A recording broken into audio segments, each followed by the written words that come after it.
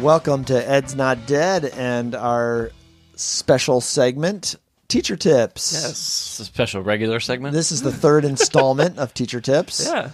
It's great to have everybody back. We've gotten some good feedback on these short segments where we talk about tips for teachers on a variety of educational issues that affect teachers, principals, parents. So here we go. It is mid-October. You know what time of year that is, boys? Halloween. It is Halloween. Autumnal recess. As we could have talked about as schools phase out Halloween and have autumn fests. Autumn fests. Fall fests. Fall foliage fests. But usually across the nation, after Halloween is the end of the first marking period, the end of the first quarter, and that means parent-teacher conferences. Yay. That's right. It is one of those things in public education that is pretty standard everywhere. You'd think that parent-teacher conferences would be frequently during the year. That would make sense. Yeah, but they are not. They are not. Once. So they basically happen once, and then they can happen, as needed throughout the rest of the year. They come after back to school night at the end of the quarter. And so we got some show feedback, Mr. Krabs, correct, about talking about how parents and teachers can prepare and get the most out of parent-teacher conferences. Yeah, we got a nice review on iTunes. You should review us on iTunes. Oh, yes. 5 stars. And we'll read it, and then we'll do a teacher tips. Yeah, well, it was a great idea. This person's solution-driven said they'd love a segment on what you should be getting out of your parent-teacher conferences. So I thought maybe we could approach it from a couple different perspectives. We could do administrator/teacher and what you can do that parents might want to hear. We can do a little bit on parents in terms of what parents can do or ask to get the most out of it. Okay, that's a lot. It's only an 8-minute segment. It's but not 8 minutes. Can I just say that I dreaded parent-teacher conferences when I was a kid? Did you have to go? Yeah, because I was not allowed to go. Well, because why would you go? Because you never knew what the teachers were going to share. You knew, yes. That's why you dreaded it. Because you knew that the teacher was going to unload something on your parents. Right, and I knew that there might be one teacher who was just going to list the litany of things I did wrong. Let's start with that. Yeah. It's a great place to start. Okay, so the teacher... I remember my parents coming home, and I'm like sweating as to what that conversation is going to be like. Dreading. Jim, you're worried about Jim? Oh, God. Like Jim just Siddons. excoriated. Just awful. We need to talk. That kind of thing. All right, so let's think about, and I'm sure your teachers were all coming from a good-natured place. Their heart was in the right place. 99% of them. But they said Casey talks too much. That's true. He doesn't pay attention. Also true. Can't sit still. Also true. Okay. I'm running Disturbs others. Disturbs others. That was usually on the report card. Takes or doesn't take responsibility for himself. I always took responsibility for my actions. For being annoying. Yeah. I was never like a jerk about it. Okay. Doesn't do their work or doesn't complete classwork on time. I did that. Okay. All right. I kept Did your homework? Decent grades, yeah. Yeah, you did your homework. Okay, so it was mostly those social behaviors. Correct. Okay, all right. And some teachers probably thought antisocial behaviors, right? Maybe a little bit. All right, so Hellion behaviors. So what do we think of that? So a teacher uses the parent-teacher conference as an opportunity to give a parent some feedback about not necessarily learning, but about behaviors. It's not a go-to for me. No. I mean, I think I don't want to say never ever. I mean, I think in general, if you're a teacher and you're having some sort of behavioral challenges or whatever with a student, you probably should have reached out to them prior to the parent-teacher conference. Yeah. Correct. Yeah, and so in that sense, it's not like, oh, it's a faux pas and you can't bring up. Well, and they do get a little chatty. But I think you need to talk about what you're doing in order to address that. Yeah. And then ask the parent, are there things do you see this at home, or are there things that you do that are successful? Because, now as my kids get older, it's like, oh yeah, I know them really well. And I can definitely share some like valuable insights and see how they would be in class. So I think, asking parents, for advice or tips is certainly not out of line. Do you lead with the positive? Of course. Okay. Dirt sandwich. All right. Always start with the positive. So you start with the positive because you even know Because, even if you start with a positive, when you get to the point where you say, I have some concerns about Jim's fluency. He's still struggling with decoding a little bit. Right.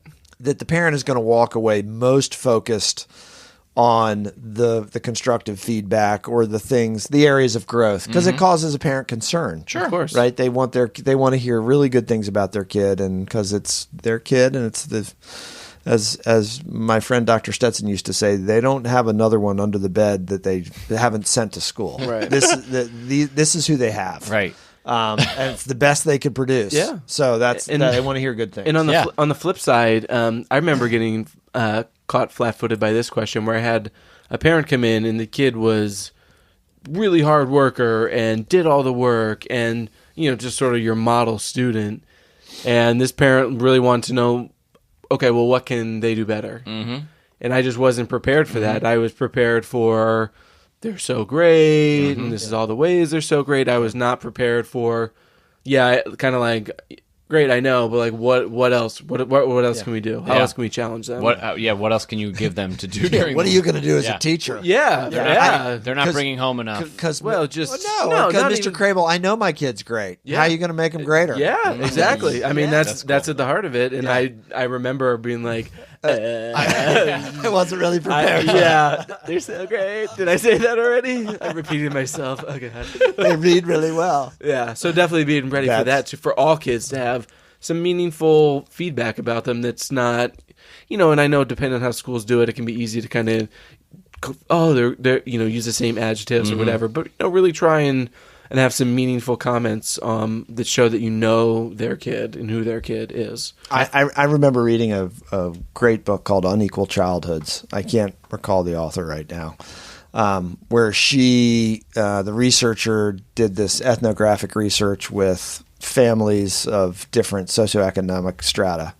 And one of the things that she found that was very telling to her between working poor parents and affluent parents were that affluent parents were much more likely to challenge or question teachers at conferences than working poor parents, who were much less likely to challenge, ask questions, sat passively, while sometimes teachers delivered some pretty hard or judgmental kinds of messages about their kids.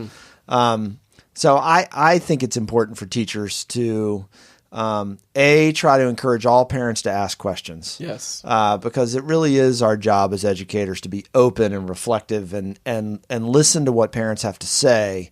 It's not just the teacher's job at the conference to tell and to explain. Right. The parent, I'm sorry to say, after 8 weeks, still knows more about their kid than you do. So listen. Right. Good point. That's my message. Good point. And I think you kind of brought up the parent perspective and some things that parents can do. And I do think it's worth it just to have some questions that you want to ask, whether it's about an assignment that shows that you've looked, can you tell me about this? Or whether it's about, you brought up decoding or something like that, really specific to their child that goes beyond how are they doing. Because really well-prepared teachers can be like, how are they doing, and take it and really give them the feedback they want. But they may be looking for different feedback. And I think kind of developing those questions, all right, what can I ask these teachers beforehand is really useful. But on the other side, as you said, some parents are just looking to come and listen. So teachers need to say, if I was a parent, or what do parents want to know? Right. And deliver that information. Yep. And I looked up questions about possible questions that you might want to ask as a parent, and two of them stuck out to me that relate to what you're talking about. What you were talking about, Robbie, is listening. Yep. They know the child better than you in a lot of ways. Presenting to the teacher, may I tell you about my child? Can I tell you? Let me tell you about so-and-so. I'd like to tell you about, almost inviting it, may I tell you about them? And the second one that I thought was, I like that. If there is something going on at home, may I tell you what's going on at home? So opening it up, that conversation where it doesn't seem like the teacher's on the defensive, because maybe they are seeing the same things that you are in that. And I will say something too, I guess maybe for parents out there, and I don't know if everyone is like this. I know that early in my career, I think I would get pretty nervous for parent conferences, and I think that stemmed from maybe a lack of total self-confidence in what I was doing. Yeah. Sure. And knowing that it was like, it can get better. Like, I can get better. Right. It's not perfect, Right. and some of that is my fault. Right. And I'm culpable in that. So being like kind of, not on the defensive, but like a little bit of a cold sweat of like, I'm going to be found out. Imposter syndrome. Yeah. You know, so I think that's natural. yeah. But I mean, I think it's good for, in case anybody doesn't know, the teachers, you know, they may project an image of Right. authority or self-confidence, but, you know, there are, I'm sure, in many of us, you know, lingering self-doubts. Yeah. So, I mean, it is an arena as a teacher where you can feel judged. yeah.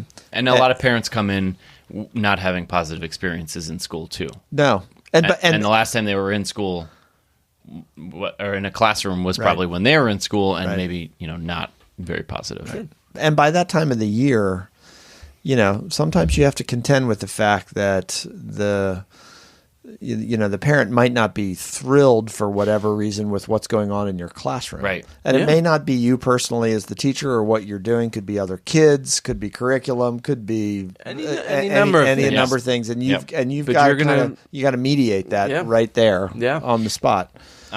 Two things I wanted to convey about teacher recommendations would be, one is, you know, I've heard teachers complain recently about you never get the parents that you want to get into the conferences, the ones that are causing you the most ire or the ones that are challenging you the most. I heard that recently where it was like, we don't get those kids. When you the kids whose parents need to be there the most, when you just said that, the way that sounds, it's so awful. It's awful. Yeah. And you're right. I've heard it said a million Right. times. It's so, and my response to that, I don't know if I don't even think I knew the person, but because I'm just hearing it in hallways, but it was more of the mindset of, okay, so what are you doing to reach out to the parent beforehand to let them know that parent-teacher conferences are happening, and what are you going to do if they can't make it? Yeah. And just reaching out is one thing. And the second thing I found probably too late, later than I should have, is having something tangible for them to take away. Grade report, a reading score, something that they can take away with them, that they can write down their comments. Put in their hands. Yeah, put in their hands so that they can